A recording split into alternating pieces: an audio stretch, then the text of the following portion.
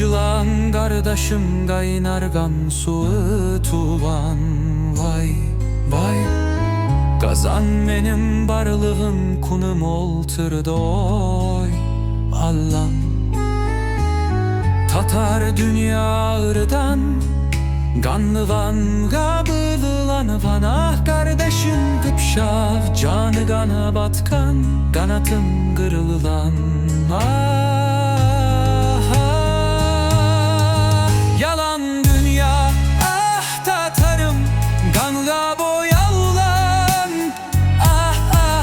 Kardeş ölgen, erkum karallan.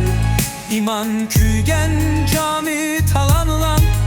Yassız kaldık, çüregi yarallan. Benim Tatarım.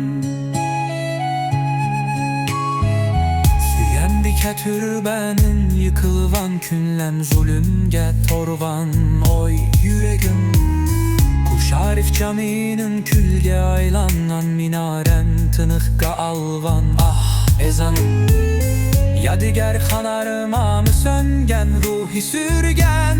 Vay bizni taşladılar, Tatar elde bayram ülgen. Batkan gayların gorvan, ay canım. Yalan dünya, ah Tatarım, kanla boyallan. Kardeş ölgen, erkun karallan. İman küygen, cami talanılan. Yassız kaldık, çüregi yaralılan. Benim Tatarım.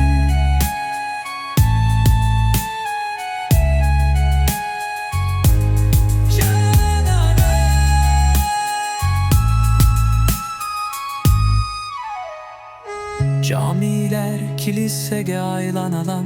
Ezan yüreğimni terk etken, vay vay vay. Kurallar tramplangan, ayak astında közüm tuştu, ah Kur'anım. Allah'a yakınlık süngen, bereket taşlap ketken. Oy nekeb oldu bu men bir canlı murda, men imanımdan ayrılgan. Ah canım sağındı, imanımdı. Yalan dünya, ah Tatarım, kanha boyanılan. Kardeş ölgen, erkun karallan. İman küy